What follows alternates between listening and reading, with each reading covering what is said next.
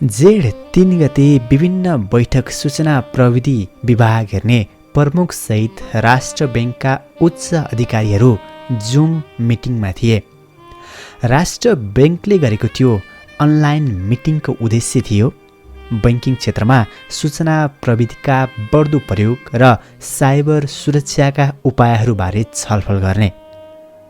So web बैठकमा सहभागी मध्ये पहिलो वक्ताले बोलेपछि होस्टले दोस्रो सहभागीलाई बोल्न समय दिए। लगत्तै एक आइमाई चिच्चाएको आवाज आयो। उक्त चिच्चाएको आवाज दुःख वा रोदनले गर्दा होइन, उक्त चिच्चाएको आवाज अश्लील भिडियोबाट बजिरहेको रहेछ। मिटिङमा सहभागी सबैलाई खटपटी भयो। कसले कहाँ कसरी यस्तो गर्यो कसैले ठम्ब्याउनै सकेनन्। अलमलमा परेका केही ब्याङ्कर र सूचना प्रविधि विज्ञहरूले फटाफट बैठक छोडे र होस्टले पनि छिटो छिटो मिटिङ समाप्त गरे। आज फेरि त्यही घटना दोहोरियो।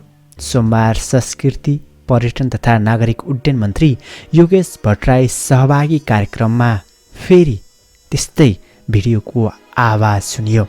कोभिड-19 को रोकथामका लागि पर्यटन सम्बन्ध निर्देशिका जारी गर्न जुममा आयोजित भर्चुअल कार्यक्रममा यसरी अश्लील भिडियो धमाधम बन्न थाल्यो।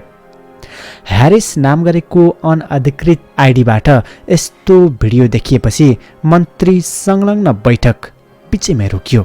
पर्यटन मन्त्री भट्टराई बोल्न थाले लगत्तै यस्तो घटना भएको थियो। अनलाइन मिटिङका लागि अत्याधिक प्रयोग हुने गरेको जुम सुरक्षाका विषयमा यसअघिदेखि नै बहस भइरहेको छ। यसरी सहजै ह्याकरहरू जुम ह्याक गर्ने र बैठकलाई प्रभावित गर्दै आइरहेका छन्। पर्यटन बोर्डले सोमबार हुने मिटिङबारे आइतबार नै ट्विटर र फेसबुकको आधिकारिक ह्यान्डल र पेजमा मिटिङको लिङ्क राखेको थियो। तर त्यसको सेटिङ नै नमिलाइकन त्यो लिङ्कबाट जोसुकै पनि उक्त मिटिङमा प्रवेश गर्न सकिने बनाएको रहेछ। त्यही गरेको कमजोरीका कारणले गर्दा मिटिङ हुँदाहुँदै यस्तो अश्लील भिडियोहरू एकाएक बज्न थाले। तसर्थ यसरी अनलाइन बैठक गर्दा प्रविधिलाई कसरी राम्रोसँग चलाउने त्यो चाहिँ राम्रोसँग बुझेर यसको उपयोग गर्नुपर्ने रहेछ। तपाईँलाई यस खबरमाथि के भन्न मन लाग्छ? आफ्ना अमूल्य विचारहरू कमेन्ट बक्समा कमेन्ट गर्न नबिर्सिनुहोला। साथसाथै विशुद्ध समाजका गतिविधिहरू थाहा पाउनको लागि हामीलाई सब्स्क्राइब गर्न नबिर्सिनुहोला। तपाईँका हरेक दिन शुभ रहून्। नमस्कार।